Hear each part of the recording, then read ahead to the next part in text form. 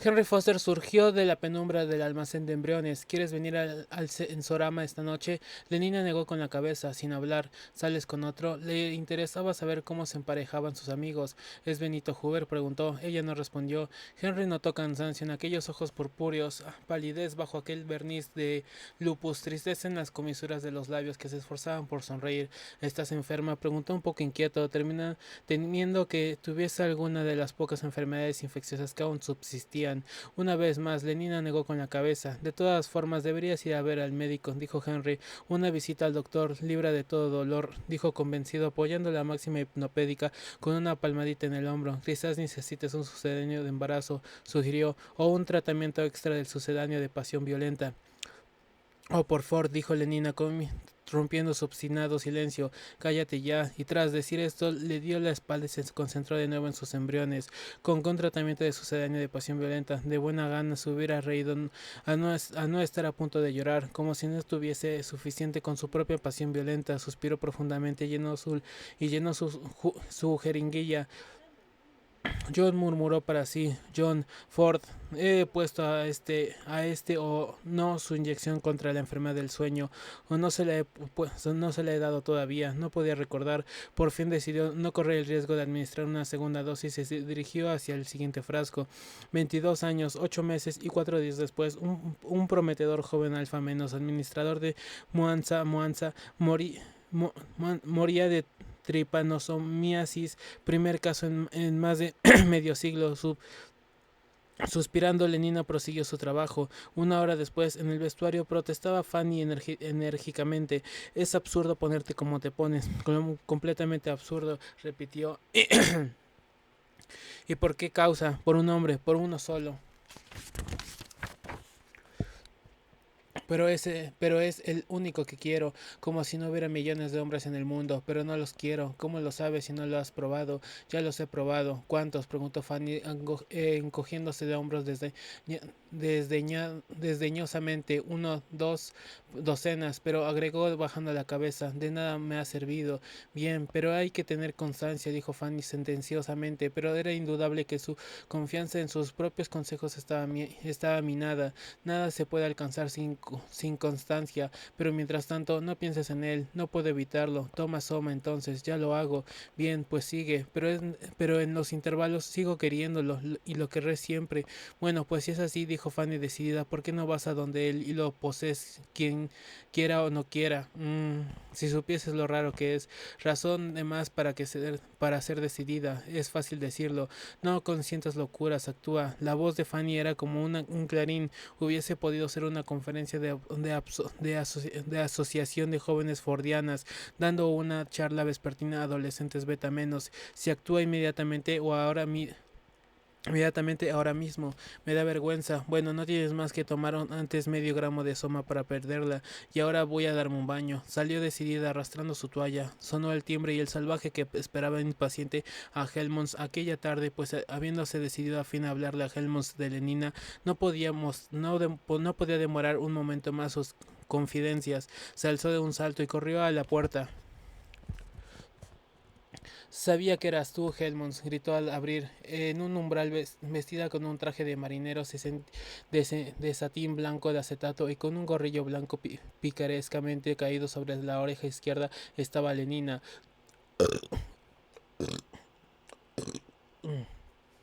Oh, dijo el salvaje, como si hubiesen dado un fuerte golpe. Había bastado medio gramo para hacer olvidar a Lenina sus temores y escrúpulos. Hola, John, dijo sonriendo, y entró en la habitación pasándose delante de él. Automáticamente John cerró la puerta y la siguió. Lenina se sentó.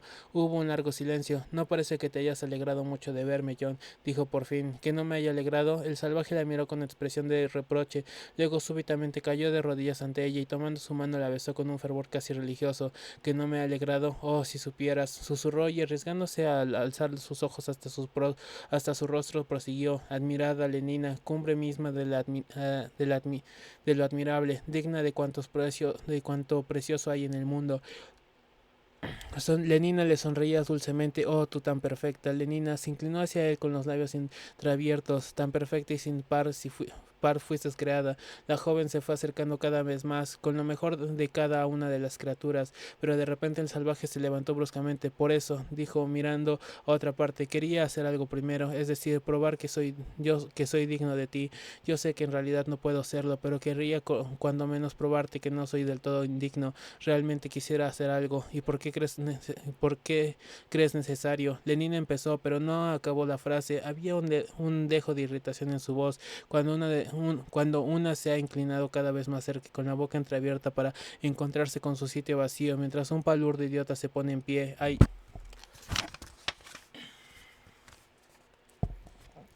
Hay sobrados motivos, aun con un medio gramo de soma en la sangre, para sentirse molesta. El malpaís, murmuraba incoherentemente el salvaje, hay que ofrecerle a la novia la piel de un león de las montañas cuando uno desea casarse, o si no de un lobo. No hay leones en Inglaterra, dijo Lenin incisivamente, y si los hubiera, agregó el salvaje con repentino y desdeñoso encono, los mataría desde un helicóptero, supongo, con gases asfixiantes o algo por el estilo, y esto no es lo que yo quiero, Lenin.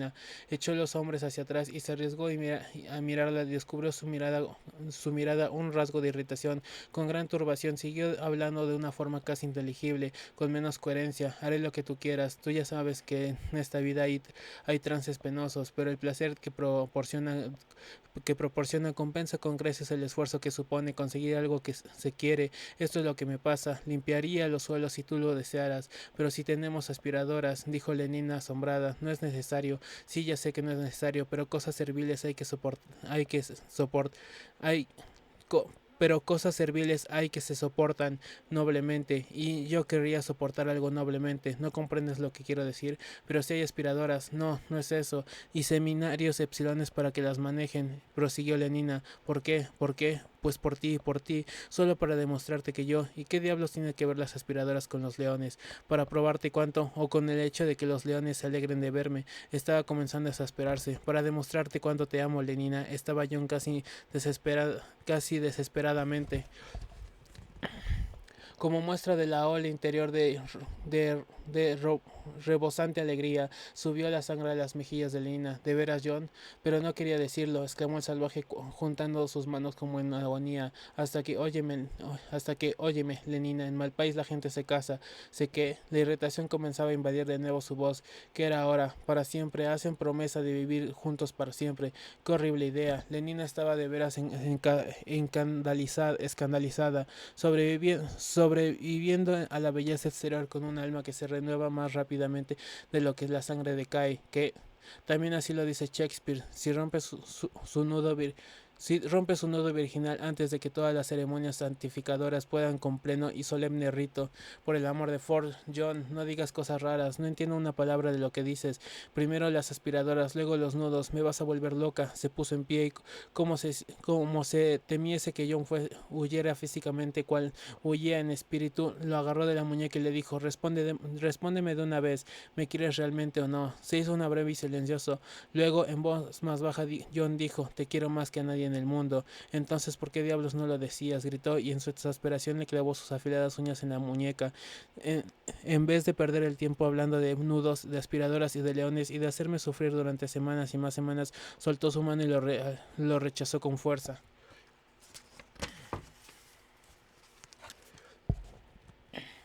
Si no te quisiera tanto, estaría furiosa contigo. Después se acercó a él y lo abrazó. John sintió sus suaves labios sobre los suyos, tan deliciosamente suaves, tan cálidos, tan eléctricos, que recordó los besos de 3 semanas en el helicóptero. La rubia estereoscópica y el negro superreal. Horror. Intentó decirse, pero Lenina apretó su brazo. ¿Por qué no me lo decías? Susurró reprochándole dulcemente con los ojos.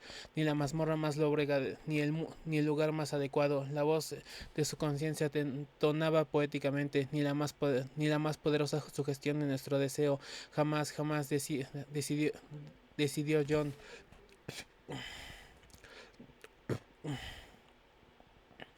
Tonto, dijo ella, si supieras cuánto te deseo, y si tú me deseabas a mí, ¿por qué no hemos? Pero Lenina, comenzó a protestar John. Como Lenina se había apartado de él, John pensó por un momento que había comprendido el significado de su muda alusión, pero cuando se quitó la cartuchera de charolado cuero blanco y la cogió cuidadosamente del respaldo de una silla. Empezó a pensar que se había equivocado. Lenina repitió con apresión. Ella dio un fuerte tirón de la cremallera de su traje y la sospecha se hizo evidente. ¿Qué haces, Lenina? Sas, sas. La única respuesta fue el ruido de los pantalones al deslizarse hacia abajo. Era ropa interior de una sola pieza. Lenina era como una leve cáscara rosada. La T de oro del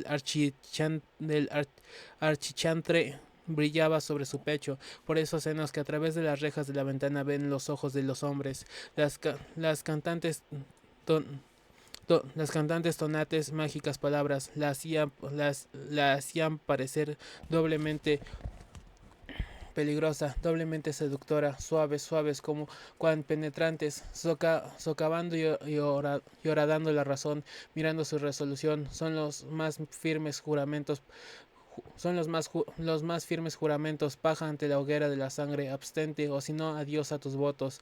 Sas, la rosada redondez se abría en dos, cual una manzana partida con limpieza, unos brazos que se agitan, el pie derecho se levanta, después el izquierdo, y la sutil prenda quedó en el suelo, sin vida, como desinflada, con solo sus medias y zapatos, y su gorrito picarescamente ladeado en la cabeza. Lenina se acercó a él, amor mío, si lo hubieras dicho antes, y le tendió los brazos, pero el salvaje, en vez de decirle también amor mío y tenerle a su vez los brazos, retrocedió aterrorizado, rechazándola con las manos abiertas, agitándolas como si se tratase de echar a algún animal inoportuno y peligroso. Cuatro pasos atrás y se encontró acorralado contra la pared. Cariño, decía Lenina, apoyando las manos en sus hombros, apretó a él. Cíñeme, abrázame hasta desfallecer, ordenó. También ella tenía el recurso de la poesía a su disposición, conocía palabras melodiosas que eran sortilegios y sonaban como tambores. Bésame, cerró los ojos y su voz fue solo un adormecido murmullo. Bésame hasta que caiga en coma. Cíñeme estrecha y dulcemente. Pero el salvaje la agarró con las muñecas, la agarró las manos de sus hombros y la rechazó con toda su fuerza. Uy, me haces daño, estás... Oh, cayó de pronto. El terror le hizo olvidar el dolor. Abrir los ojos vio su rostro, o mejor dicho, el de un feroz desconocido, pálido, desencajado, convulso por una locura inexplicable furia. ¿Qué te pasa, John? Murmuró espantada. No respondió él, pero la miró con ojos extraviados. Las manos que sujetaban las de Lenina temblaban. John jadeaba profunda y regularmente, aterrada, Lenina creyó oír un sonido extraño que procedía de su boca. ¿Qué te pasa? La voz de Lenina era casi un chillido. Y cual si se hubiese despertado por su grito, la tomó por los hombros y empezó a sacudirla. Ramera, gritó, puta, impúdica buscona. Oh, no, eso no, gritó Lenina mientras yo la zarandeaba. Ramera, por favor, maldita ramera, un gramo es mejor, comenzó a decir. El salvaje la empujó con tal fuerza que Lenina cayó al suelo. Vete, gritó amenazadoramente de pie a su lado. Vete de mi vista o te mato. Y apretó los puños. Lenina levantó un brazo para protegerse la cara. No, no, por favor, no, John. Vete ahora, con el brazo levantado todavía y siguiendo con ojos espantados todos sus movimientos, se incorporó y en cuclillas sin dejar de cubrirse la cabeza, echó a correr hacia el cuarto de baño. El ruido de la prodigiosa manotada con que fue acelerada su marcha pareció el de un pistoletazo. ¡Ay! Exclamó Lenina huyendo. Segura ya en el cuarto de baño, encerrada con llave, pudo mirar sus contusiones en pie y de espaldas al espejo. Volvió hacia atrás la cabeza, mirando por encima del hombro izquierdo. Vio la huella de una mano abierta, clara y escarlatada en su nacarada carne. Suavemente frotó la parte dolorida. Ahora el salvaje recorría la estancia a grandes zancadas. El redoble y la música de las palabras mágicas. El resuelo se lanza a ella y la dorada mosca se comporta muy impúdicamente ante sus ojos. Enloquecedoramente las palabras resonaban en sus oídos. Ni el vaso ni el sucio caballo se lanzan a ello con apetito más desordenado, de cintura para abajo con centauros, aunque sean mujeres de cintura para arriba, hasta el ceñidor son herederas de los dioses. Más abajo todo es de los más abajo todo es de los diablos. Todo, infierno, tinieblas, abismo ardiente, hirviente, corrompido, dame una onza de algalia, buen boticario, para endulzar mi imaginación. John, se atrevió a decir una vocecilla insinuante desde el cuarto de baño. John, oh, tu ciña, que eres tan bella y hueles tan bien que los sentidos perecen por ti. Para escribir en el ramera fue escrito tan bello libro, el cielo se tapa la nariz ante ella, pero el perfume frotaba el torno de él, su chaqueta estaba aún blanca de los polvos que le había perfumado el aterciopelado cuerpo de Lenina, impúdica, ramera, impúdica, ramera, el inexorable ritmo martillaba a sí mismo impúdica. John, me acercas la ropa, recogió los pantalones de campana, la marinera, la ropa interior, abre, ordenó dando una patada en la puerta. No, no quiero. La voz era medrosa y desconfiada.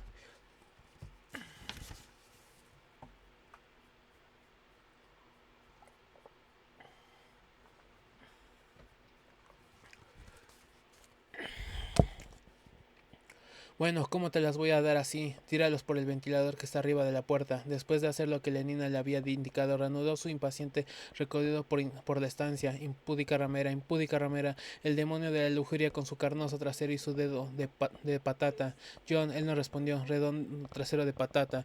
John, ¿qué pasa? Preguntó ásperamente. ¿Querrías darme mi cartuchera maltusiana?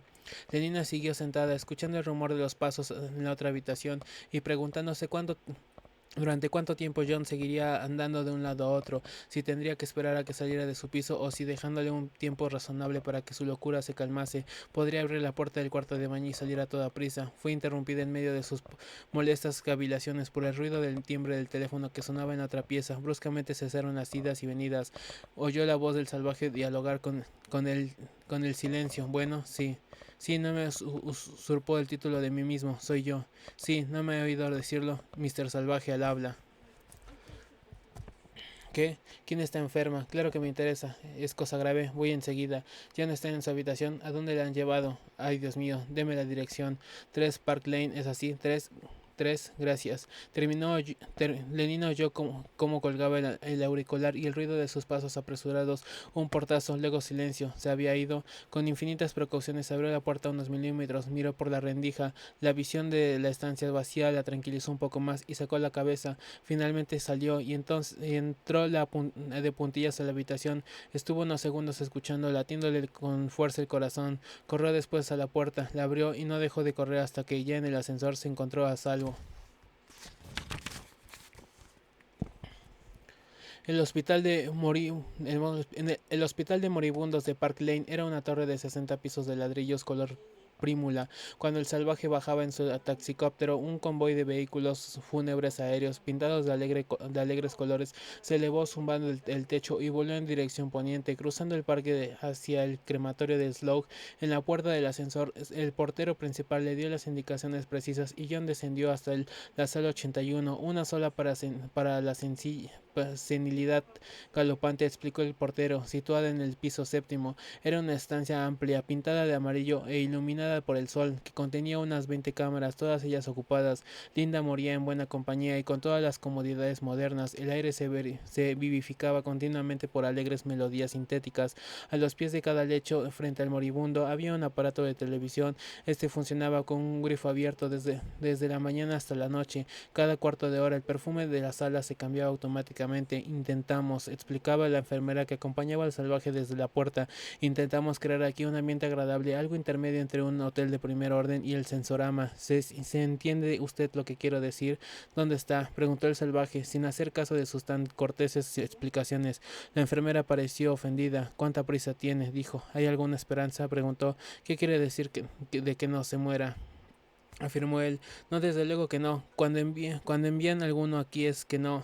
Se detuvo extrañado por la expresión de dolor de su lívido rostro. Bueno, ¿qué pasa? Preguntó. No estaba acostumbrado a estas cosas en los visitantes, que además eran escasos.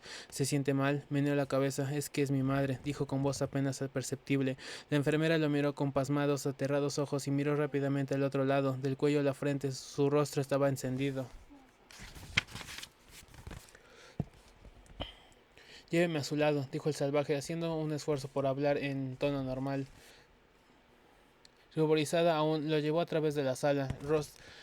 Rostros todavía lozanos y sonrosados porque la sensibilidad galopaba tan aprisa que no daba tiempo para que envejeciesen las mejillas, solo el cerebro y el corazón se afectaban, se volvían a su paso, su avance era seguido por los ojos impávidos sin explicación de unos seres sumidos en la segunda infancia. El salvaje se estremecía al mirarlos.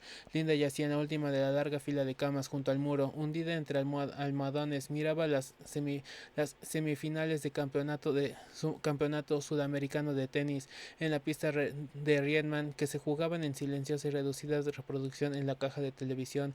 A los pies del lecho, las figurillas iban de aquí para allá en su cuadro de vidrio iluminado, como peces en un acuario, silenciosos pero agitados habitantes de otro mundo. Linda miraba a aquellos sonriendo vagamente y sin comprender. Su pálida y gordinflona cara tenía una expresión de estúpida felicidad. Sus ojos se cerraban a cada momento y durante algunos segundos parecía dormitar. Luego, con un sobresalto se despertaba de nuevo y volvía al acuario de los campeonatos de tenis, a la versión que ofrecía la supervoz gurlitzeriana de Ciñeme, embriágame de caricias, a la cálida bocanada de verbena lanzada por el ventilador o por encima de su cabeza. Despertaba todo esto, o más bien a su sueño, donde todas estas cosas transformadas y embellecidas por el soma en su sangre eran maravillosos constituyentes y sonreían una vez más con su rota y descolorida sonrisa pueril de contento. Bueno, me tengo que ir, dijo la enfermera. Espera un grupo de chiquillos. Además, debo atender el número 3. Señaló hacia el otro extremo de la sala. Morirá de un momento a otro. Bueno, está usted en su casa. Y se alejó deprisa. El salvaje tomó asiento al lado de la cama. Linda, murmuró cogiéndole una mano. Al oír su nombre, la anciana se volvió y apreció reconocerlo. Sus bajos ojos tuvieron un destello de conocimiento. Le apretó la mano, sonrió, sus labios se movieron. Después bruscamente su cabeza cayó hacia atrás. Se quedó dormida, se quedó allí mirándola, buscando en su arrugada carne aquella juvenil y radiante faz que se asomaba sobre su niñez en Malpais, recordando, y cerraban los ojos, su voz, sus movimientos, todos los sucesos de su vida común. Arre, estreptococos, hasta Buntley T, que bien cantaba aquellas canciones infantiles cuando mágicamente extrañas y misteriosas. Vitamina A, vitamina B, vitamina C, la grasa en el hígado y el bacalao en el mar. Sintió ardientes lágrimas a fluir a sus ojos al acordarse de la voz de Linda repitiendo aquellas palabras y luego las lecciones de lectura. El niño está en el frasco, el gato duerme y las instrucciones elementales para los trabajadores de vetas de almacén de embriones y las largas veladas junto al fuego o en verano en la azotea de la casucha cuando ella le contaba aquella historia sobre el otro lugar fuera de la reserva, aquel hermosísimo lugar cuyo recuerdo como el de un cielo, un paraíso de bondad y belleza, John conservaba intacto, sin desflorar, por el contacto con la realidad de aquel Londres real, de aquellos hombres y mujeres civilizados de carne y hueso. Un súbito ruido de agudas vocecillas le hizo abrir los ojos y tras enjurar rápidamente las lágrimas miró alrededor. Algo que parecía un interminable mar de idénticos gemelos de 8 años entraba por la estación. Iban acercándose mellizos tras mellizos, como en una pesadilla, su rostro repetido, porque entre todos solo tenían uno. Miró con expresión de perro faldero todos los orificios de nariz y ojos pálidos y saltones. El uniforme de los niños era caqui, todos tenían las bocas abiertas y caídas. Entraron chillando y charlando. Bastó un momento para que inundaran la sala. Hormigueaban entre las camas, trepaban por ellas, pasaban por debajo de estas, mirando televisión o hacían muecas a los enfermos. Cuando llegaron junto a Linda se quedaron estupefactos. Un grupo de chiquillos se detuvo a los pies de la cama, mirándola con medrosa y estúpida curiosidad de animales que se encontraban bruscamente ante lo desconocido. Ahí, miren, miren, hablaban en voz muy alta, asustados. ¿Qué tiene? ¿Por qué está tan gorda? No, nunca hasta entonces había visto una cara como la de Linda, nunca habían visto más que caras tersas y juveniles, ni cuerpo que hubiese dejado ser esbelto y erguido. Todas aquellas exagenarias moribundas tenían aspecto de jovencitas o los 44 años. Linda parecía, por contraste, un monstruo de fofa y desformada senilidad. ¡Qué horrible es! Susurraban los pequeños espectadores. Mira qué dientes. De pronto, por debajo de la cama salió un mellizo con cara de torta entre la silla de John y el muro, y se quedó mirando el rostro dormido de Linda. Vaya, empezó, pero la frase terminó prematuramente en un chillido. El salvaje lo había agarrado por el cuello del uniforme, lo levantó por encima de la silla y lo despachó a dando berridos de una buena bofetada. Sus gritos trajeron a la enfermera, que se precipitó en su ayuda. ¿Qué le ha hecho usted?, preguntó furiosa. No permitiré que le pegue a los niños. Bueno, pues entonces apártelos de esta cama. La voz del salvaje temblaba de indignación. ¿Qué hacen aquí estos mocosos? Es vergonzoso. ¿Vergonzoso? ¿Qué quiere decir? Se les condiciona para la muerte. Y le advierto, dijo amenazadora, que si interrumpe otra vez su condicionamiento, llamaré a los porteros para que lo echen. El salvaje se puso en pie y dio unos pasos hacia ella. Sus ademanes y la expresión de su rostro eran tan amenazadores que la enfermera retrocedió aterrorizada. Con un gran esfuerzo se contuvo y sin decir palabras se dio la vuelta y se sentó de nuevo junto al lecho. Tranquilizada, pero con una dignidad todavía un tanto insegura, la enfermera dijo: ya está usted advertido, de modo que no lo olvide. Sin embargo, apartó a los gemelos curiosos y les hizo tomar parte en una partida de ratón y el gato, organizado por uno de sus colegas en el otro extremo de la sala. Vaya a tomar ahora su taza de solución de cafeína, amiga mía, dijo a la otra enfermera. El ejercitar su autoridad le devolvió su confianza y la hizo sentirse mejor. Vamos, niños, llamó. Linda se había rebullido inquieta, abrió un momento sus ojos, miró vagamente en derredor y volvió a quedarse adormecida. Sentado a su lado, el salvaje intentó ardientemente recordar su estado de ánimo de unos minutos antes. Vitamina A, vitamina B, vitamina C, se repetía como si estas palabras fuesen un conjuro que volviera a la vida al muerto, pero el conjuro era ineficaz. Obstinadamente los hermosos recuerdos rehusaban a alzarse. Hubo solo una odiosa resurrección de fealdades y miserias. Pope con la sangre corriendo de la herida del hombro, y Linda repugnantemente dormida, y las moscas zumbando alrededor del mezcal derramado en el suelo junto al lecho, y los muchachos llamándole aquellas cosas como cosas cuando pasaba. No, no, cerró los ojos, sacudió la cabeza, rechazando con resolución tales recuerdos. Vitamina A, vitamina B, vitamina C. Intentó pensar en aquellos momentos cuando estaba en sus rodillas y ella lo estrechaba entre sus brazos y cantaba y volvía a cantar mientras lo mecía hasta dormirlo. A, B, C, vitamina D, vitamina A, vitamina B.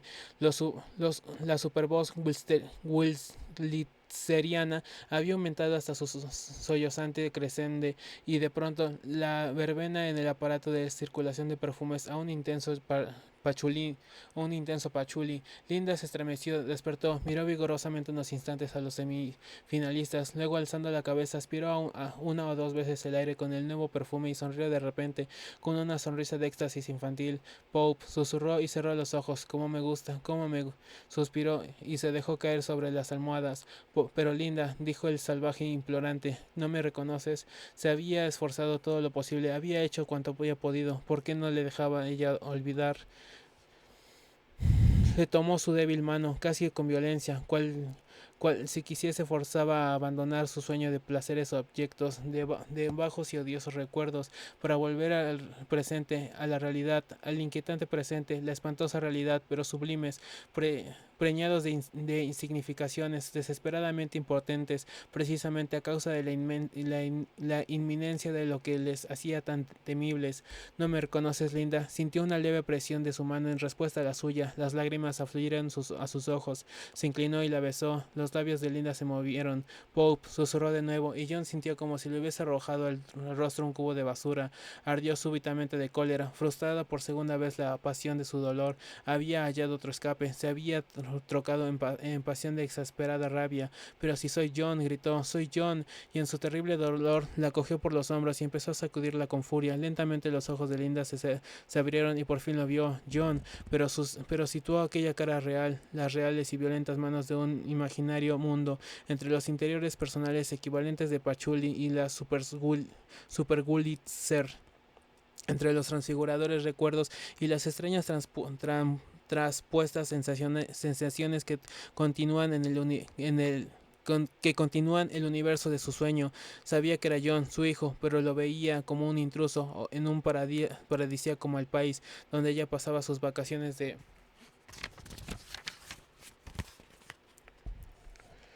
Soma con Pope. Estaba irritado porque quería a Pope, la zarandeaba porque Pope estaba en la cama con ella, como si eso fuera algo malo, como si todas las personas civilizadas no hiciesen lo mismo. Todo el mundo pertenece a... Su voz murió súbitamente en una casi inaudible jadeo. Su boca se abrió, hizo un desesperado esfuerzo por llenar de aire sus pulmones, pero parecía haber olvidado cómo respirar. Intentó gritar, mas no acudió el sonido, solo el terror de sus ojos desorbitados revelaba su sufrimiento. Se llevó las manos a la garganta, quiso atrapar el aire con las uñas, el aire que no podía respirar más, el aire que para ella había dejado de existir. El salvaje estaba en pie, inclinado sobre ella. ¿Qué tienes, linda? ¿Qué tienes? Su voz era implorante, como si necesitara que alguien pudiera tranquilizarlo. La mirada de Linda le lanzó que le, que Linda le lanzó estaba llena de terror indecible, de terror, y así se lo pareció a él, de reproche. Linda trató de incorporarse en la cama, pero cayó sobre las almohadas, se deformó horriblemente y sus labios cobraron un intenso color azul. El salvaje se volvió y corrió hacia el otro extremo de la sala. Deprisa, deprisa, gritó, vengan deprisa.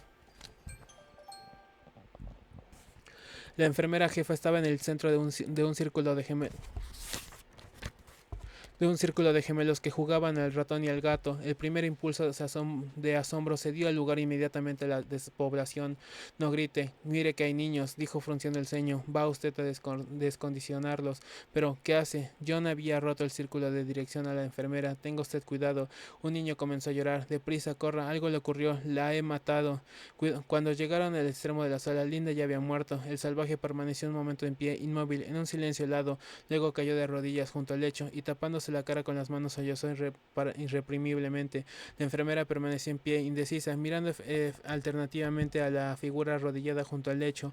Qué escandalosa exhibición, y a los gemelos pobres niños que habían interrumpido su juego y miraban desde el otro extremo de la sala boquiabiertos y con los ojos desorbitados la estrambótica escena que se desarrollaba junto a la cama número 20. ¿Debía hablarle a aquel hombre?